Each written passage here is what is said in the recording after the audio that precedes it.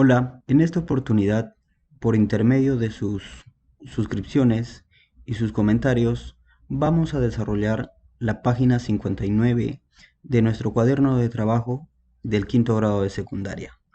La pregunta nos dice, después de un partido de fútbol, Andrés se tomó un vaso de chicha que le calmó la sed y lo ayudó a hidratarse. Al observar el vaso vacío, tenía una forma cónica. Le entró curiosidad por saber la cantidad de chicha que había consumido. Le pidió a su amigo Manuel una regla y midió las dimensiones del vaso. El diámetro del fondo era 4 centímetros, el de la parte superior 6 centímetros y el costado medía 10 centímetros. Con la información dada, responde preguntas 2 y 3. ¿Cuál es el área lateral del vaso?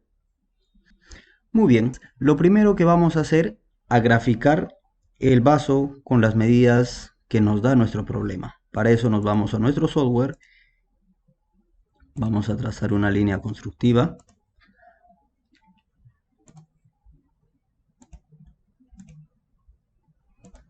Ahí tenemos el perfil. Sabemos que la forma del vaso es de un cono truncado o de un tronco de cono.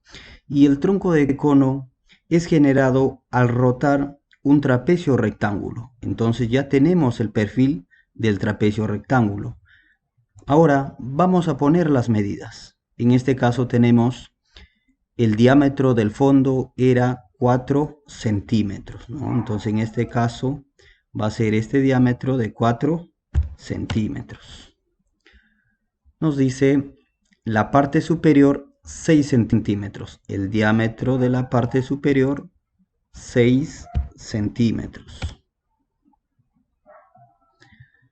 Otro de los datos importantes, el costado medía 10 centímetros. Esta longitud 10 centímetros. Ya tenemos el perfil del trapecio rectángulo. Cabe recordar que los datos que nos dan nuestro ejercicio es del diámetro.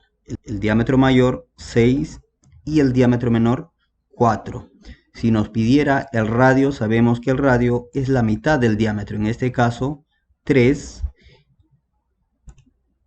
Y en el diámetro menor 2.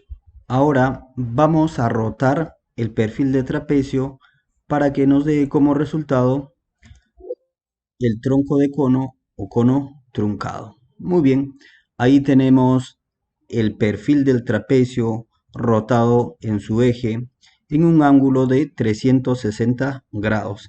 Ya sabemos que si nosotros cambiamos este ángulo,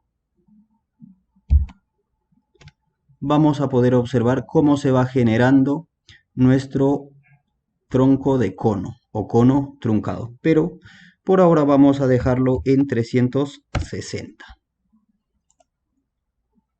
Para que se asemeje mucho más, vamos a hacer un vaciado.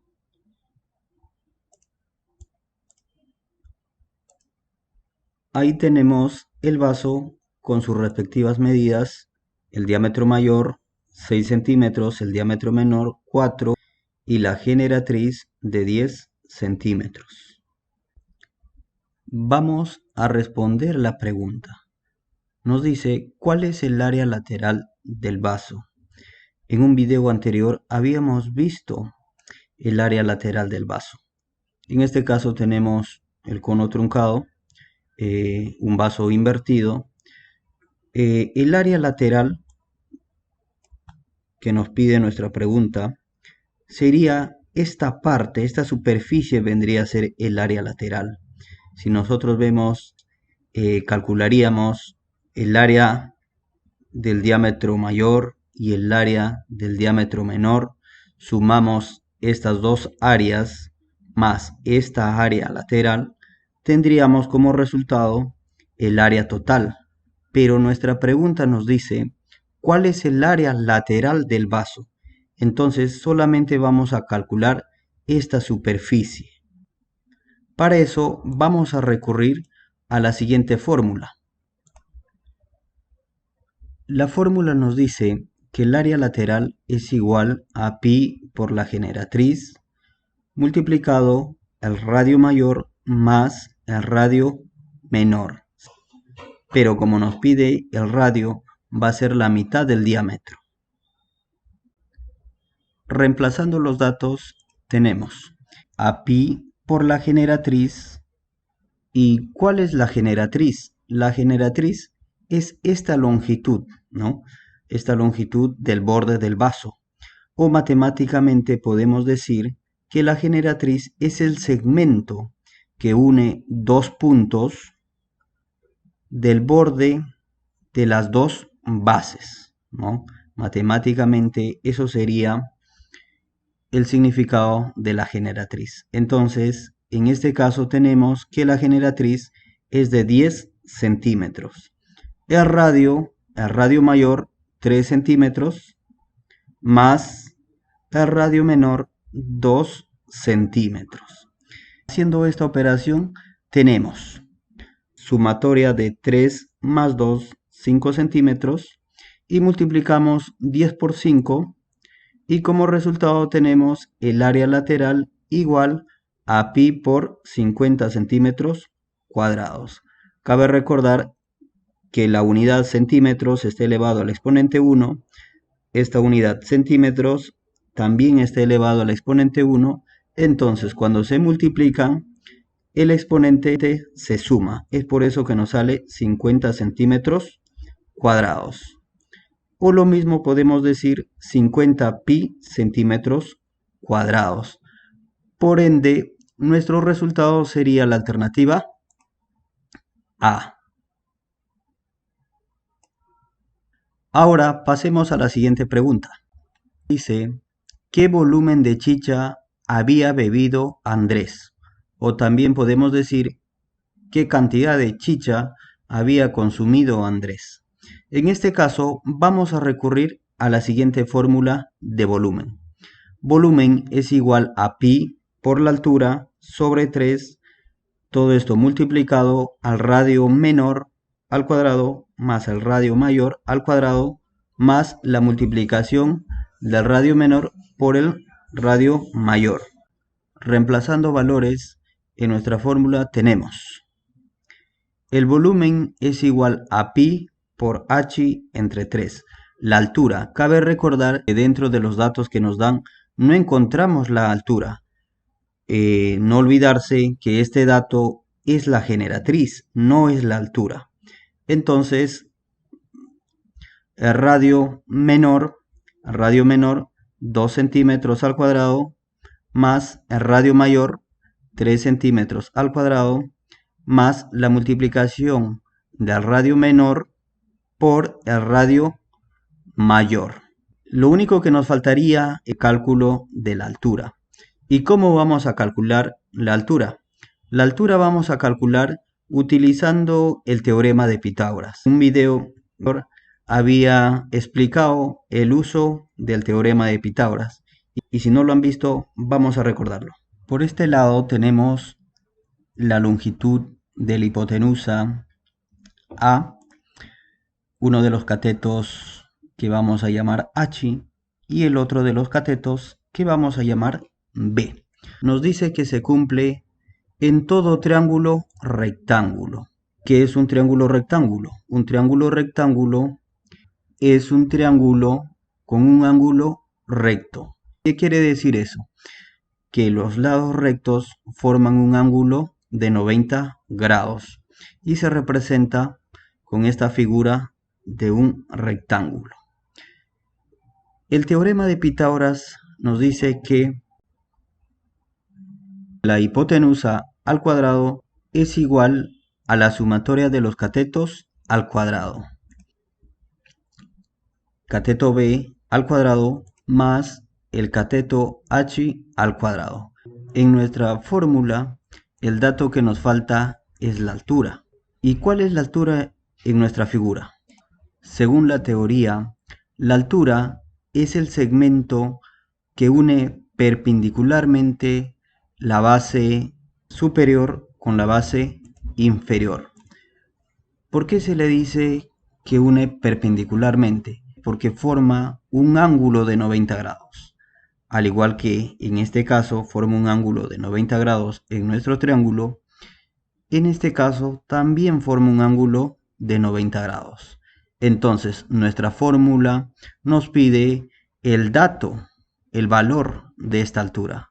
Entonces, ¿cuál sería la altura? Para eso vamos a proyectar una línea paralela a este borde. ¿Con qué fin? Con el único fin de formar un triángulo rectángulo. Ahí tenemos una línea paralela y ahora nos falta el cateto B. El cateto B viene a ser de ese punto hacia este punto. De manera pequeña ya tenemos nuestro triángulo rectángulo. Lo único que nos queda es reemplazar los valores en nuestra fórmula. La hipotenusa en este caso sería 10, la altura, lo que vamos a calcular, y el valor del cateto sería 1, porque del centro a este punto es 3, y si esta longitud también tiene que medir 3, pero de este punto a este punto mide 2, entonces simplemente el cateto B mide 1.